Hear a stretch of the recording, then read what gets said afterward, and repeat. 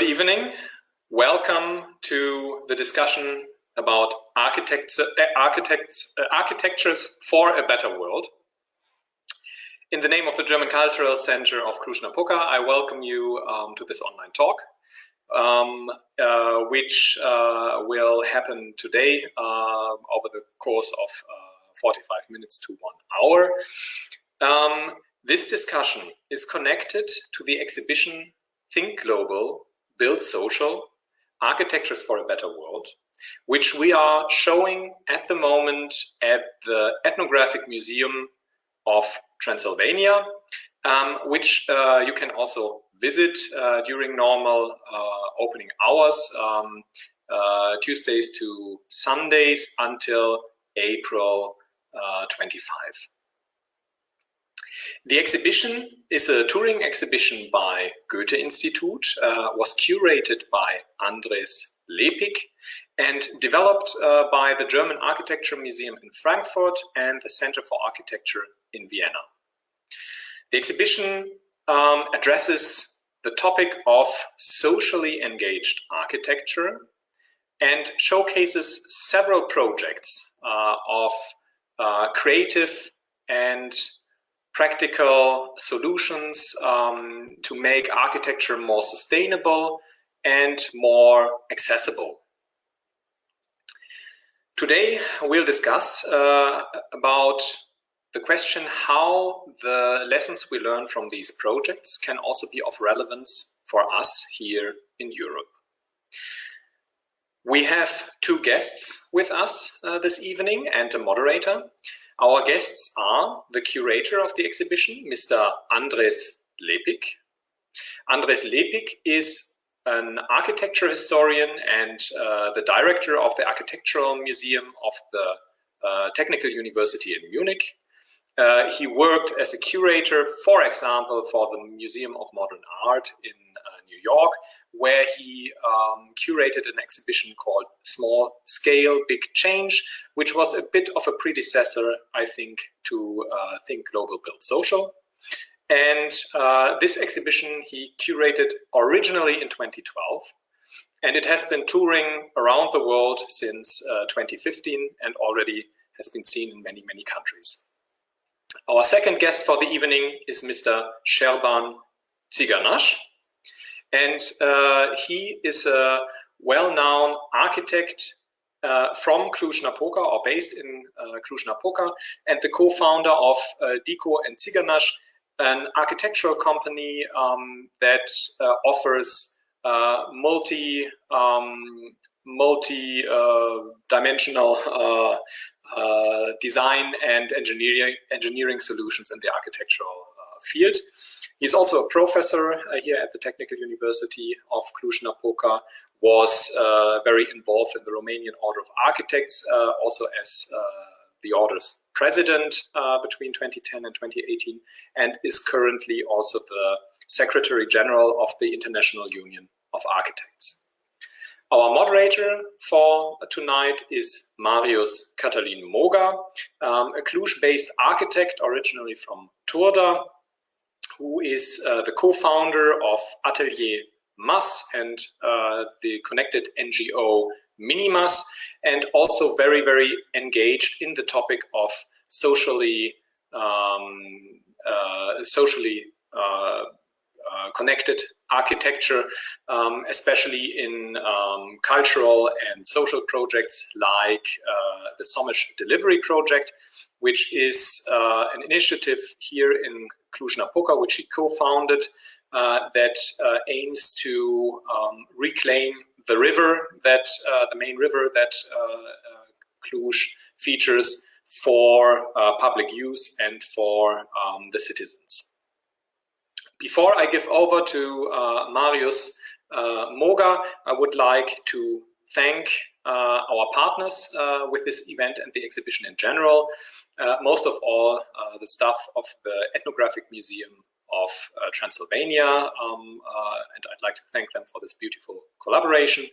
Also, I'd like to thank, of course, the participants we have here with us today, and our moderator, and our technical expert, Alexandru Andrei.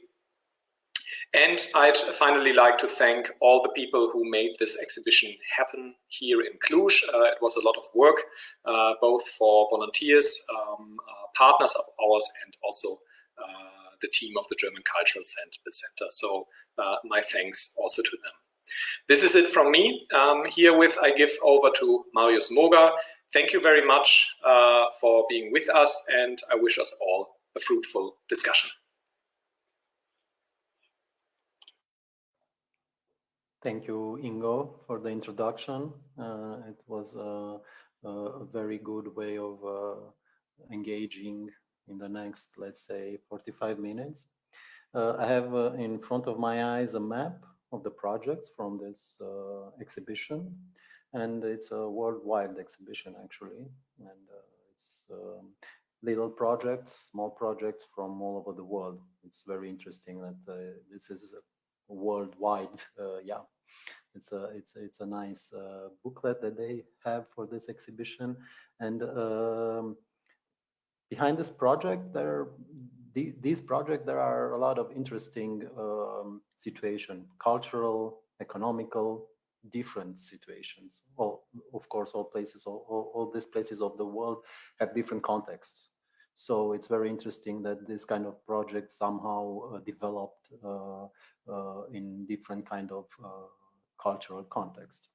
This is, I think, that is very valuable, and yeah, for this I will invite you to check out the exhibition when you have time. There's still time to visit it.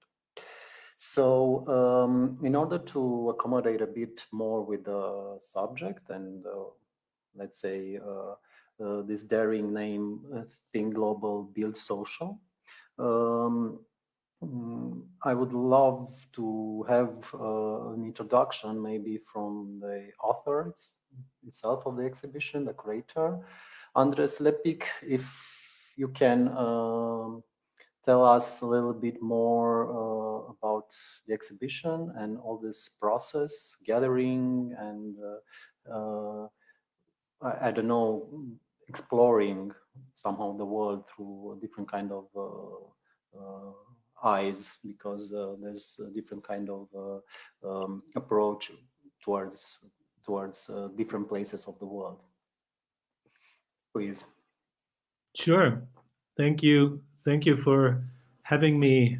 And I would really love to see the exhibition where it is now after 5 years of tour. I think it's really an amazing success, and I'm very happy that I found out only recently that it is like still running. I was not aware of that, and it's really fantastic to have this opportunity today to talk to you and also maybe exchange a little bit of knowledge about the exhibition, how it is received in Romania, because the original intention was really to create a platform for a discourse between, not only within the profession itself, but between, let's say, the museum and a wider public.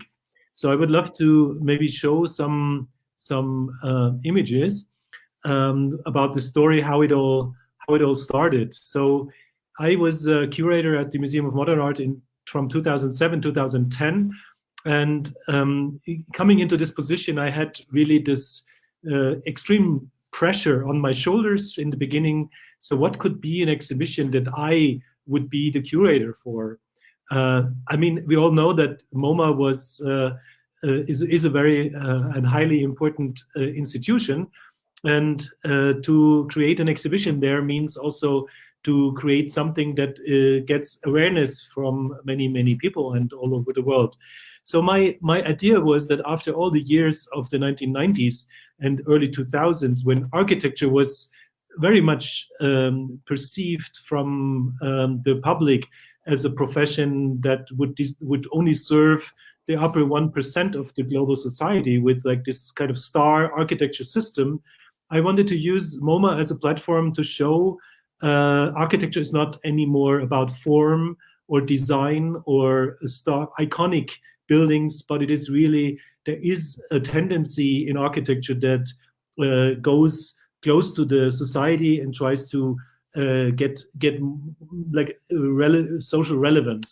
And I think it was a longer research, and that I tried to find projects from all over the world to at the same time to reduce it to a number which was about 12 projects that a visitor could grasp, would understand. So it was a very we found about 50 to 60 projects, but then reduced it to 12, and globally, and addressing different issues. And the criteria for the selection were made to, and I will just go quickly through it, that the projects had to be realized. We didn't show like renderings of fantastic or utopian ideas. We wanted to have these projects really serving underserved or being located in underserved areas.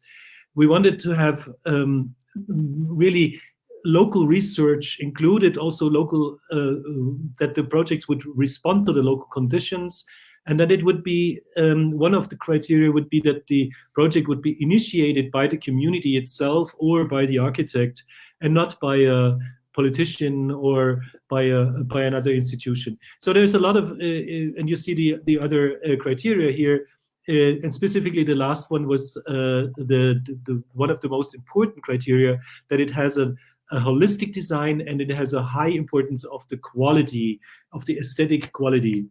And this, with all these criteria, we selected at the end the 12 projects, and that was then the show how it looked like. We had a major attendance by the public, and we used models, as you see here, drawings, blow up, and very short but precise texts to engage with the visitors. And from this catalog was published with MoMA, and very small but very comprehensive. And with this catalog, we sold during the exhibition time 7,000 copies, and that was like really a major surprise also for my colleagues at MoMA, because many said, "Oh, the social thing, I don't know." But with the catalog, it was then clear. So then, after I quit at MoMA in 2010, I came back to Europe, and I had the opportunity to do another book out of the kind of the vast research that I had done, and it was by chance that there was this cultural circle of the German industry. They publishing an annual yearbook, and they found the topic of the social relevance so interesting that they asked me as the first to do something on architecture, to do for this cultural circle a book. And so I took all the research that I had done before and added some projects from Europe and Germany as well. And that was then the result in this book. And from there on, the two museums in Frankfurt and in Vienna, so the Dietmar Steiner, who passed away 2 years ago, and in Frankfurt, they asked me to do the show maybe in a similar way as in New York, but of course MoMA had the copyright on the title, so we changed it and gave it the title Think Global, Build Social. And as you can see in this image, we also changed completely the presentation, and this is the presentation then that was to become also the design for the traveling exhibition. Then what the traveling exhibition doesn't show are these real elements of, let's say, clay bricks and some machinery that we introduced in Vienna and in Frankfurt, but still I think it was very successful that after the end of the shows in Frankfurt and in Vienna, that the Goethe Institute approached me, and they said, "We are so interested in making it a touring exhibition." And what you see here is the whole tour, and it started 2015 with two identical versions, one in Cairo and the other in Bangalore, and you see that traveled over years. And now you see on the end of this, the end of the story is now reached in Romania. And I hope, I don't know, I hope we can maybe one day rethink the whole process, because now it's 10 years that the show is in different versions on tour, the 5 years now with the Goethe Institute. And what I'm doing in Munich the last years, and that's my final word, is really to build up on this experience and to create specific focused exhibitions also here in the Architecture Museum in Munich by the Technical University to look on specific arguments that came out of this research. For example, the design-build movement, we did an exhibition last year. We did an exhibition on social architecture in Africa. So the story goes on, and I hope we can maybe contribute with further exhibitions to hopefully change a little bit the world to the better, and architects can show that they can contribute to that. So that's it from my side. Thank you, Andres. It was really a nice presentation about this research, and I think at this point there is a question in my mind, and I think it might need a little bit of better understanding. Social build social. This refers somehow from architectural point of view, like projects, like working with spaces, functions, activities for let's say a group of people, communities in general. But I think it's more than this. So this is a question about how do you see social build, because I think it's more than this. And then I will ask Șerban to go a little bit on the global side of Think Global, because these two aspects combined. I think there is a lot of good experiences that we can bring together here in let's say also in Romania now at this point. So Andres, can you tell us a bit about social build? Sure. Not only from an architectural point of view. I see this term in a very wide perspective. I understand this social dimension in architecture as let's say an aspect, a dimension of planning and building that has been for many years a little bit put to the side because architecture had become, I would say, in this as I said in the beginning, in this economical situation of the 1990s and 2000s, more and more as an instrument for the economy. And I think it was already in the 1920s, it was in the 1960s that the social dimension, how can architecture contribute to a better social dynamic, has been addressed long before, of course. But I think there's a little bit like some waves in how architecture contributes to societies in a way that it is not only providing social housing, but it is also contributing to a public perception of the social relevance of architecture. So through instruments, let's say like participatory design, or let's say in other terms, to really go for the needs, the real needs of architecture, not what is only be taught at universities as a supposed term for, as a supposed idea for the architecture. So this clear interaction between the community itself, or so I'm not talking about individual housing. I'm talking really about architecture that addresses a larger community than just one family. And I think this is, I mean, of course, also a single house, when it stands somewhere in the landscape, is being visible to the society. But I would say that the relevance is less than like we were talking a lot about cities. We're talking about also this kind of informal buildings where architects sometimes have no contribution to. So I mean, this is where I see that architects can contribute, and they do contribute in a relevant way to change the perception of architecture, but also the situation on the ground. So This is a very long answer to a short question. Sorry.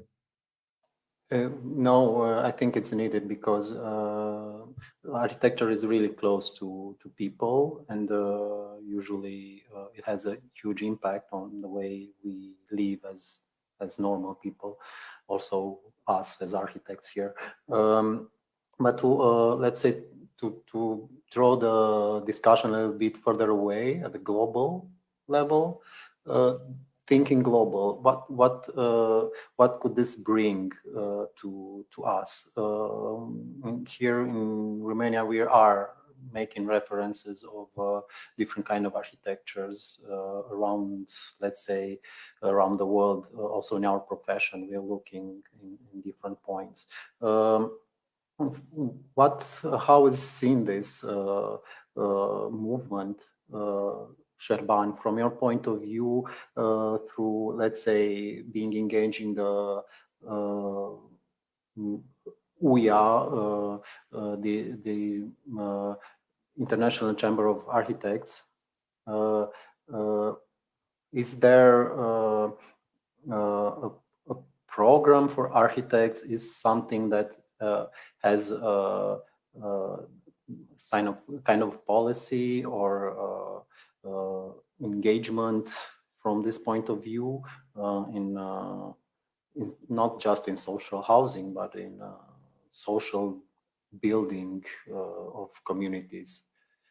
How is this subject seen from the profession? Well, thank you for this question, Marius. I'm very happy to have the opportunity to talk about this, and I'm very happy that the exhibition is here in Cluj, and I really hope that most of our students can see it, because they are the generation to take these ideas further on and to put them in practice. And I would like to start by answering you that that's clearly a direction for a conscience for architecture. And I think it was, as Mr. Lepik said, it's a direction which actually appeared some years ago, quite some years ago, but now is evolving at high speed, because the problems of the humankind are global. So we realized what are the problems of mankind, or humankind on Earth: the climate change, the migration, a lot of other economical and poverty, especially, problems. And I think they are embraced by architects all over the world. And I think that the global aspect of this new reality is that we can exchange experiences. And this is a clear demonstration that nothing is anymore related to something which we have seen before.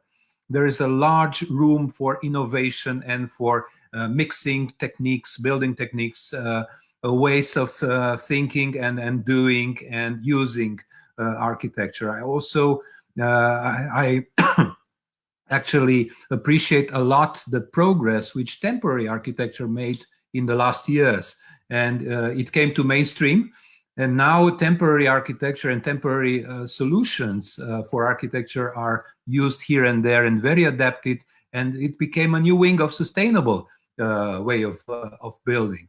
So I think it was quite an important moment in UIA in 2014 at the World Congress we had in Durban in South Africa, where everything was very much related with this new movement. And it was kind of a game change at that point. Architects in this big Congress were had enough of meeting with the same superstars here and there, which were creating wonderful, shiny buildings. And they started to look at those pioneers, which were really appreciated. And then we discovered that this kind of architecture, which Andres is presenting in the exhibition, has a lot of qualities. It's not only solving the problems, but it's also bringing people together. It's not only the social aspect, it's much more than the social aspect. I think it actually covers the triad of Vitruvius from all points of view very well. So I think this build social is not only social, it's much more than that. And this is what I appreciate a lot. To to complete this is that the fact that we are thinking at the role of the architect in the future. You use the word moderator, architect as a moderator in the community, but not only that. I think the diversity of roles of architect is a phenomenon we are actually living. And there are also many aspects which happened in Romania. And to link this exhibition with Romania, I've discovered a project from very well-known friends from Paris, which are 𝗕 𝗏𝗀𝗀 and 𝗕𝗂 𝗏𝗀𝗀. For example, Atelier d'Architecture 𝗕𝗂𝗀, which are actually a couple of Romanian architects which are absolutely interesting in pioneering in this field of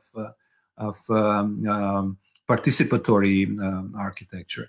So what can I say, Marius? This kind of things are becoming, in my opinion, part of mainstream, and we are going to see a lot of innovation in this regard. And I would like to add the phenomenon which I've noticed in the School of Architecture in the last years. Many students in Romania, the students are choosing their diploma projects, are actually looking for community architecture by themselves, which means that they feel that this is needed, and they want to prepare themselves for the very next future by trying to do such projects, by inventing programs which doesn't exist, by noticing the gaps in the urban tissue where they can insert a kind of architecture which is actually serving the community. And I think this is a very healthy phenomenon we are seeing in the schools of architecture right now. Marius. Yes. Thank you, Șerban.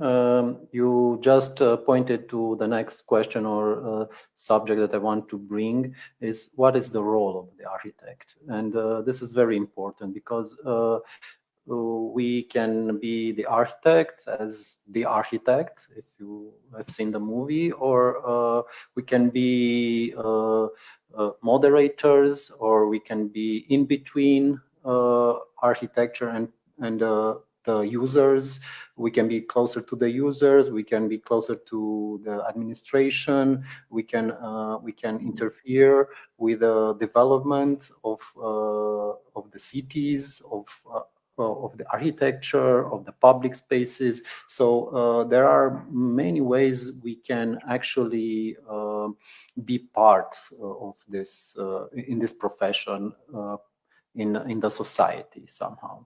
The classical role of an architect just designs buildings. It's a little bit, let's say, it still exists. There are architects who are just building, and they don't look at the social framework or social building of communities.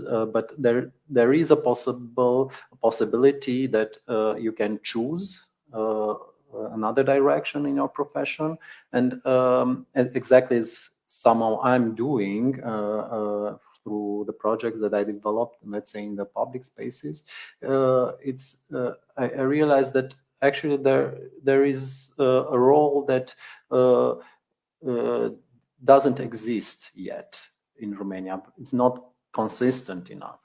So I think more architects should be involved socially or civically, and we still need that somehow. And the role of an architect from this point of view can lead to other directions. So what is the role of an architect from your point of view, Andres? Looking through these processes that and projects that are in the exhibition. Yeah, I think this is the crucial question. Is really the self definition of a profession, and what is architecture about. And I see that the architecture, how it is taught at universities like mine and maybe also in yours, is really a very let's say a very conservative profession. So the changes are always very slow, and I think the idea that architects are more should be more moderators of a change and contribute to societal processes, this knowledge or this experience is hardly a part of the education in the discipline. And I feel very happy about what Șerban said, because I can observe that in other experiences in other schools as well, that students are desperately thinking about their role in the future, and they're not any longer interested in this role as a superstar or being the assistant to a superstar. They want to really have a change, and they want to contribute to change. And that's why also in Munich we have this exchange program, why the students in Munich are so eager to go beyond the limits of Europe and to go to other countries. And we had students in Brazil and all over, and then they often come back to me and they talk about their experiences, and they also, when they come with research proposals, it's the same as what Șerban is saying. They are asking me also about, I mean, I'm not a designer, so I'm an architecture historian, and then sometimes they come up with design projects that are socially relevant, and I say, I cannot be the supervisor for you, and they say, but you are the only one who is doing it.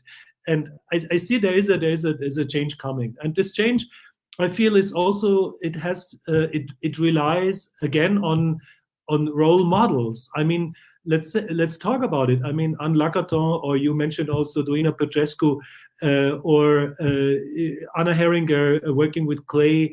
These are all, in the moment, for my students, they are role models. They're not superstars, but they want to learn from them. How did they do it working with the community? How did they build up the trust in a foreign country, and so on? So I think it is the profession is changing, but slowly, as quite often.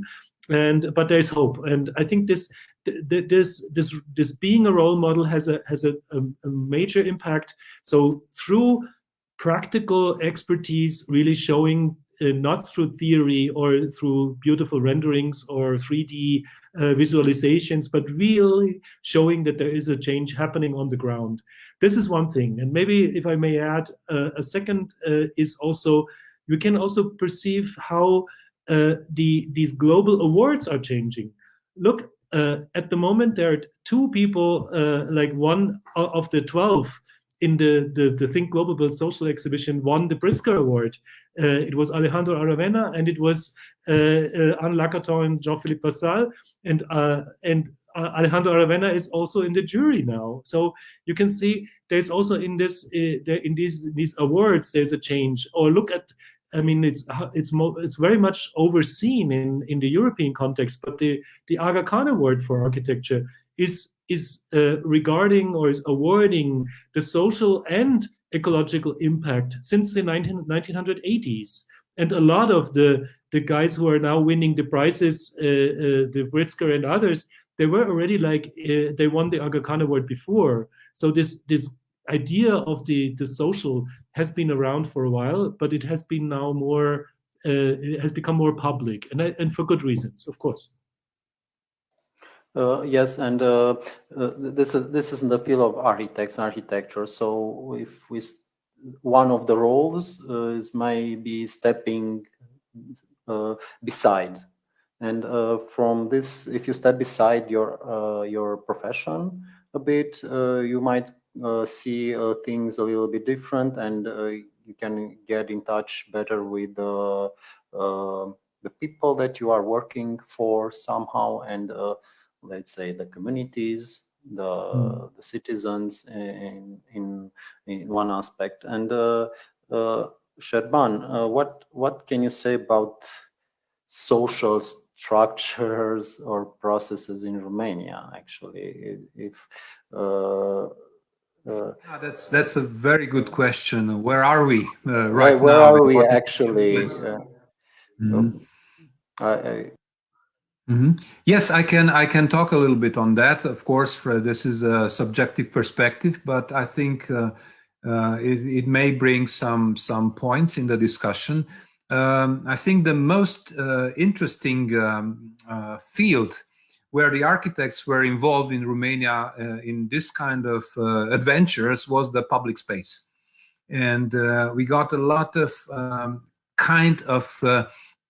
let's say, projects which were using the public space, reclaiming the public space for the citizen, and showing actually that the public space, and I'm now quoting from something we discussed very long time ago with Șerban who is a pioneer in this type of projects. The public space is not infrastructure, it is architecture.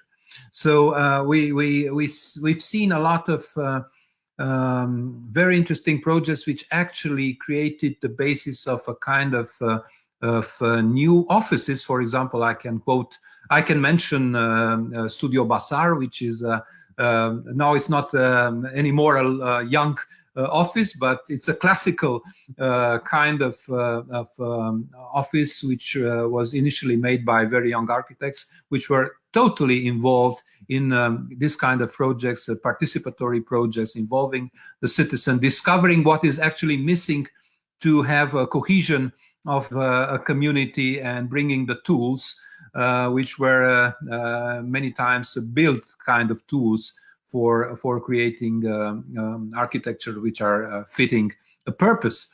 And I think we have some very interesting approaches also in the Venice Biennale by the Romanian pavilion, which was many times about, I'm remembering the last Biennale that it was about the space between buildings in the large neighborhoods of collective, which are question. And now we are going to have another exhibition about migrants, and this is again a topic which is assumed by the curators, even if Romania is not the target of migration, of big migrations, but we have our rural urban migration, and we have a lot of phenomena which looking at our scale are actually reflecting what's happening in the world.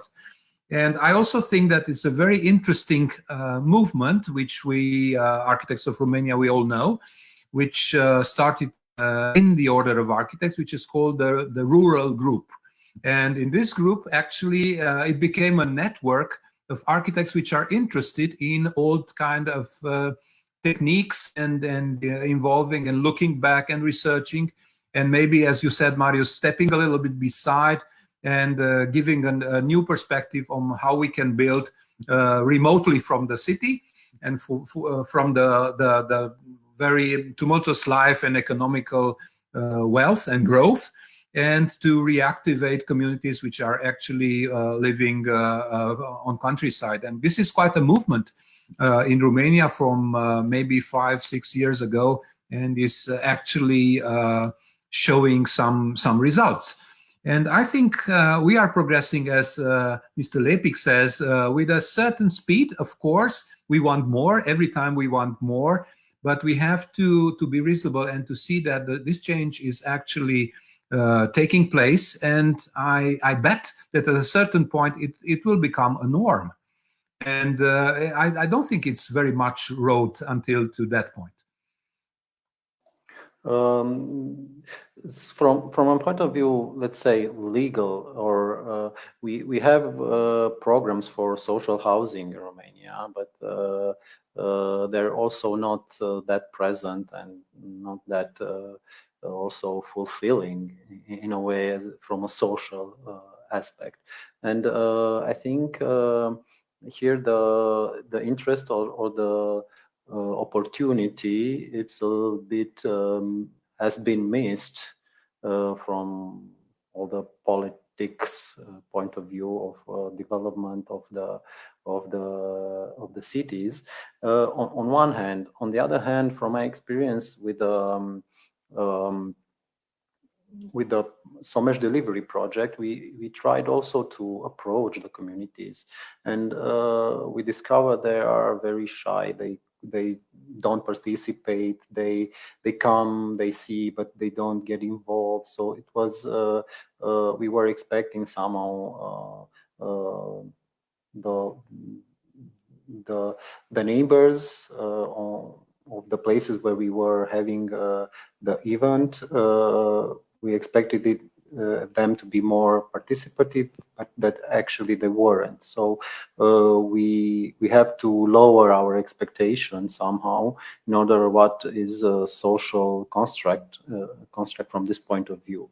So what do you think it's needed for this, to build more awareness around architecture or around participation? Because I think these processes cannot go social.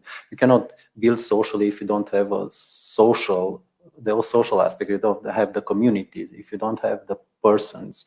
And then I will come back to you, Andres. Șerban, so what do you think about this lack of where can we approach it? Or I think it's a long discussion here, but I would like to make it short. I think that's a clear result of the fact that we were under almost half a century of communism, taught and obliged in a way to get everything from the authority. And I think there's an inertia in the community, and people are still waiting and pointing the finger towards the authority and saying that, well, if we need something, if something has to happen, it's only by them. And which is totally wrong, of course. And I think the big lesson of these projects we can see in the exhibition is that community actually should not expect from the authority what you cannot expect from the authority, because they do not have the resources to do it and to initiate or to innovate and so on. So hands-on architecture is absolutely clear, and I think that this kind of change of mentality is happening, and it should continue. And I think architects should change a little bit the attitude from I'm taught and I learned how to do it towards I don't know how to do it, but I know how to manage a process in order to find the best result. So in order to do something new, something which is really serving a new purpose, something which was not did before specifically for that target. And I think this is quite interesting. So we are positioning somehow our profession in a research domain, in a research field, because we need to research and management of processes. And this is not stepping aside from the profession. This is much more involving inside the profession. So we are not combining norms and laws and then the theory which is already written and then cast in stone, and we just reuse them and reassemble eventually the puzzle. But we are creating a new game, which is, from my point of view, much more challenging for architects and also for the clients. Andres, I'm curious, what is the driver behind these social projects from your point of view? Because here it's an ideal mixture, I think, between parts of society, small communities, architects open enough to get involved. What is the driver of these projects? If you can go through them a bit. Your microphone is muted. Sorry. Yeah, I think it's a very, very long discussion. What is the driver? But I'd also try to keep it short. As Șerban said, it's a political question at the end of the day. So how are societies aware of their own capability, of their own power to change the situation? I mean, we have seen in different countries different initiatives, and this is a little bit what the exhibition wants to present, that it is, of course, there are global issues, global questions, global problems, but we always need to find a local answer to that. And this means what the specific situation in Romania might be totally different from the situation in Berlin, or but at the same time you can learn from sometimes from the dynamics that architecture can spark. This kind of the social engagement can create examples that other communities are looking at. I mean, take the example you were talking about social housing. I mean, in Germany, social housing was also a big part of the post-war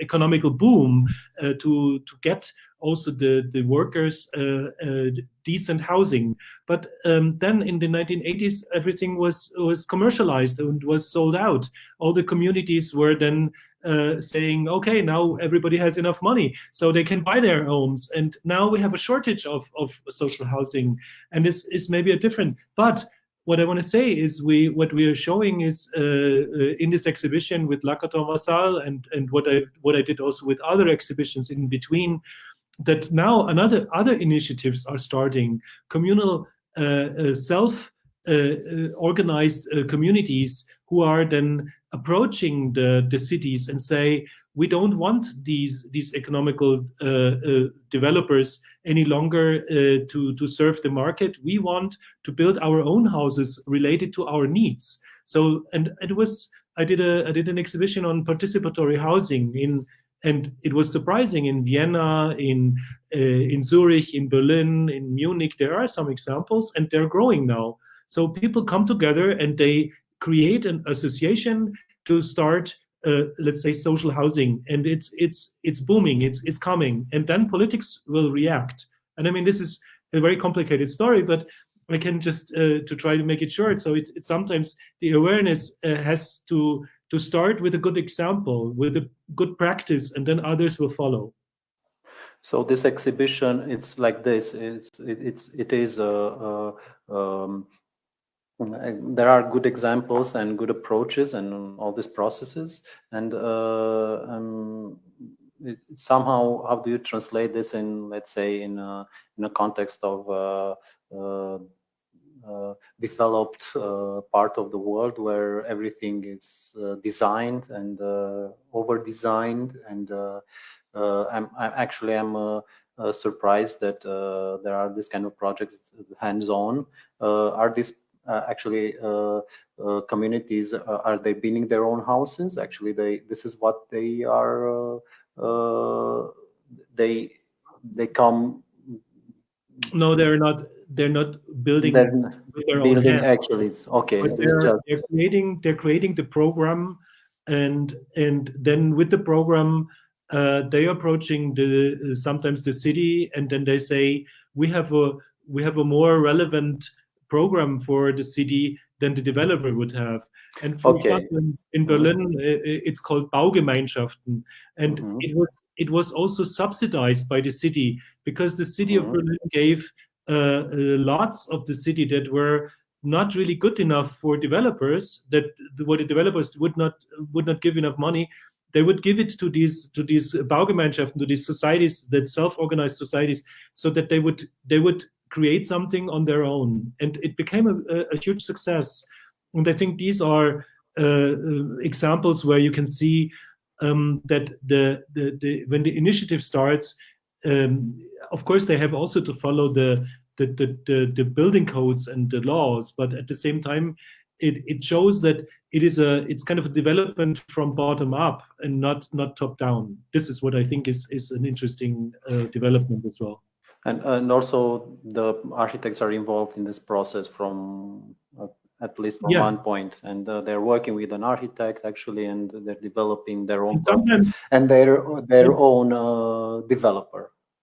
So sometimes it's the architects that take an apartment in the building themselves. So they're starting, and everybody has to pay a share for the development. So at the end, nobody is really an owner of its apartment, but the whole building is owned by the community of the who started it.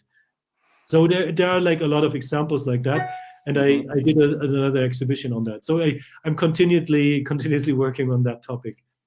To bring another aspect into the discussion, it's the materials, and all these projects are somehow you can see them as low-tech, or they use local materials, which is an important aspect somehow.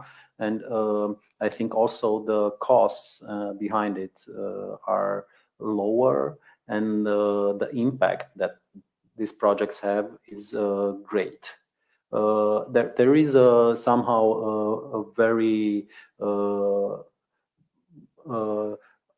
counterbalanced situation when you invest less and you gain more. And I think this is the nicest thing that we can learn from this project, that the benefits of the projects are huge, and investment as a common effort is not that big. It's a small amount of energy divided by the people that are involved with. Is there possible this kind of architecture in let's say in our modern world? We in Romania, we are in the same page, I think. I wouldn't see tomorrow, let's say, someone wants a house who also wants to build it or participate in the process of building it. But if there is something to learn, I think this can be brought into discussion of how do we design further on, having in mind the environmental changes and the adaptation to this, and everything that comes with sustainability and a lesser consumption of resources. Șerban. It's very possible, Marius, and I'm telling you where it's possible right now in the School of Architecture. This is exactly this kind of cooperatives, the Gemeinschaft, which was speaking about Mr. Lepik, is actually the type of project that our students are doing right now. So of course they have a story and they have a kind of a concept which they are following, but they are training to see projects like that, which means that maybe in some years, and I hope not many, something like that will be very possible. So that is the field, the oven where these ideas are cooked for the future. That would be my answer. Andres, sorry, my mic was off. Yeah. Sorry. Yes, I think the question about the materiality is super relevant, and here as well as before, the materiality has to relate to the local conditions. And I mean, at the moment, let's say in Germany, you would not get permission to build a house out of clay, but it is strange because there was a tradition of clay building also in the GDR for many years, and it was thrown out because of the industrialization of the building processes. And now just to take this material clay, which is one of the best materials in ecological sense, because you can take it out of the ground, and if you don't treat it, you can recycle it to 100%, and the energy that you waste is almost is not zero, but it's very, very low compared with these high processed materials like concrete or steel. So, and now look, the last years, this materiality of clay has got a renaissance. So now 𝗔𝗶𝗶𝗀 is building a clay facade for a firm in Switzerland, and they could not get a permission because clay buildings would not get a permission in Switzerland. There is no rules for it. But since it was 𝗔𝗶𝗶𝗀, they got a special permission. So you can see the clay comes back through the back door of the star architects. And I think these are the stories that we want to show also the students, that even a material that was considered to be primitive is not primitive any longer, because it is the most ecological material. And that's where Anna Heringer and other architects from this movement come in, because they show it's possible also in our context to use other materials again that were considered from the beginning as the most sustainable. So this is, let's put it like very practical. This is a very complicated story, but I think it's interesting to see also in this relation that the materiality comes back. Yes, this is somehow very important because I also think that there are materials that are so ecological that the amount of energy, as you said, it's very low to obtain these materials. And of course, the future of architecture should embrace somehow these materials on one hand. Of course, in Romania, I think it's the same with the different kind of, let's say, new hempcrete or other materials that here are also showing up somehow. And there are people building their small houses in the villages with hempcrete. Or of course, this somehow for me it's a new field that can be discovered and can be explored. But to, let's say, to bring this to a level of general construction methods, I think there's might be a longer way and a longer process.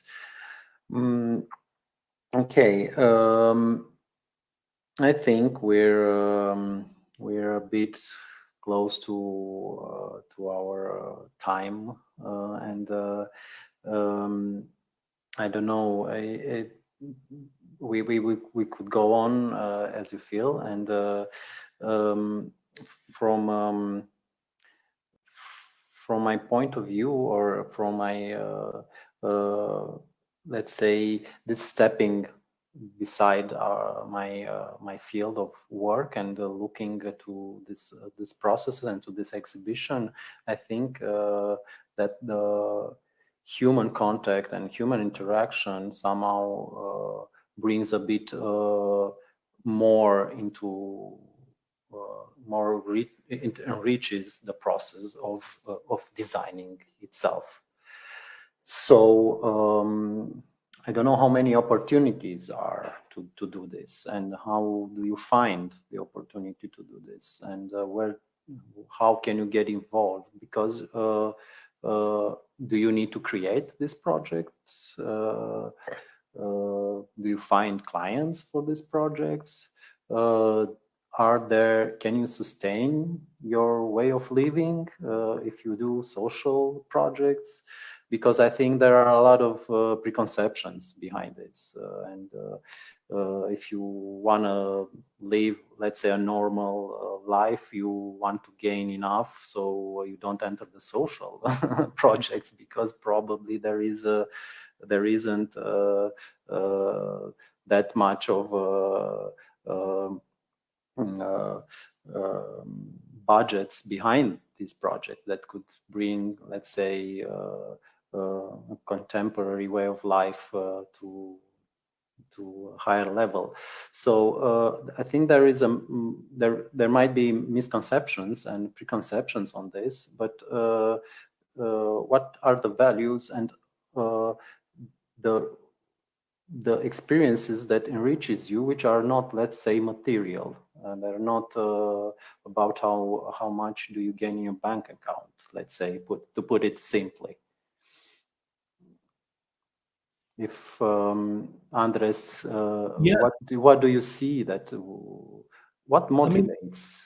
I think it's a very good question that you raise. How can an architect really live from this idea of contributing to society with social projects? And I think also in this exhibition we have some examples where you can see that there's some offices that started with low budget projects where they had to really give a lot in, but I think that's quite normal in a career. But then they developed, and there's also some architects like Michael Maltzahn in Los Angeles, who has working on both ends. He's doing, on one hand in his office, highly commercial buildings, and on the other hand he's doing these houses for the homeless. So sometimes it's within one architecture office that you can counterbalance sometimes these economic questions, and and sometimes it's not an either or, but it's maybe doing both. Yeah, I think the same. If I may add something on that. Well, looking, for example, to 𝗵𝗔 𝗍𝗂, we all know by his fantastic projects in this field in Africa. He's actually doing both, and he's actually a quite established architect in Europe, and having resources to put some of his energy in doing this kind of projects. So I don't think architects should be dogmatic and to decide I'm doing commercial or I'm doing social or I'm not doing anything, I'm just moderating or something like that. So I think that the key of this living, and the answer, one of the answers, of course, of Marius' question, is that we architects has a wide span of activities, and we may combine, and we can combine scales of the projects, type of the projects, techniques of the projects, and this kind of amplitude of the profession is, in my opinion, one of the most successful explanations for those who manage to do that.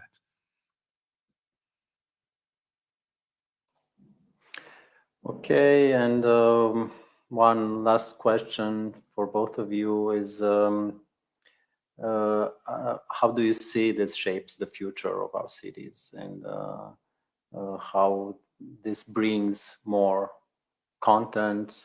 How does it this kind of projects, if they can contribute to our shared values, or how do you see? We're looking at the exhibition. We see that there are projects scattered around the world, and we see that a school was built out of clay, and people there have a place for education and learning. And of course, we don't need that here. We have it. We have a lot of things here. We have places to go. These things are coming. They are given somehow. We don't have to fight for them. We don't have the needs. We don't have the same needs. So if there is a question here, how can we learn from these projects where there are, let's say, the people are more in need than we are? Should I answer? Okay, go ahead. I'm fine.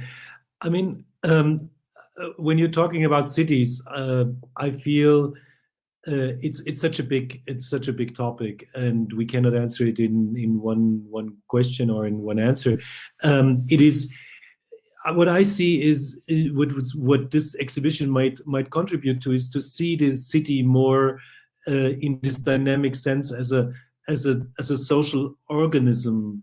So that's something that is completely constantly changing, and we should, as architects and planners, and also together with politicians and with the society, which we should think together about what is the city that we expect, and do we really want the city to be more exclusive, having more expensive shops and more commercial chains and more high-rise towers and more commerce, or do we want the city having more inclusive and have more diversity and more public space where people could meet each other? And I think that's an easy question, but I feel this is what also the exhibition somehow would like to contribute in a broader sense. So how do we see the city of the future? Yeah, Șerban, exactly. please. What I would say is that we can see in this exhibition, how can I say, the classics, the pioneers of this kind of social architecture, which is now already, as you said, evaluated and rewarded, and the people behind actually created, contributed to a new mindset about architecture. But I think there is much more to come. And I think, again, there is no dogma. I see this kind of architecture, which is the real way to escape from modernism.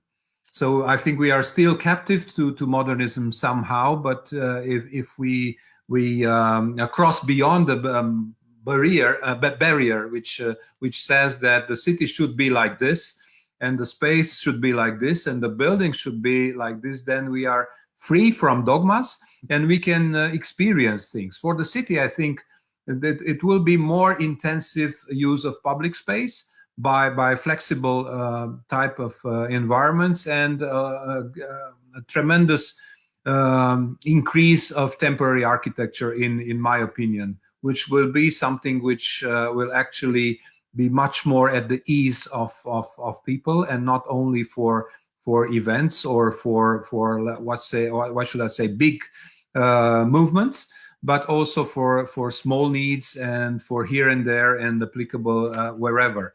And the big lesson of this kind of architecture is that there is no kind of architecture. If you look at the exhibition, you have all kinds of architecture gathered, and from all over the world, and they are so different, which is a clear demonstration that there is no narrow path to follow in order to get social architecture. But you can improve, you can imagine, you can innovate, and it's absolutely open-ended type of business.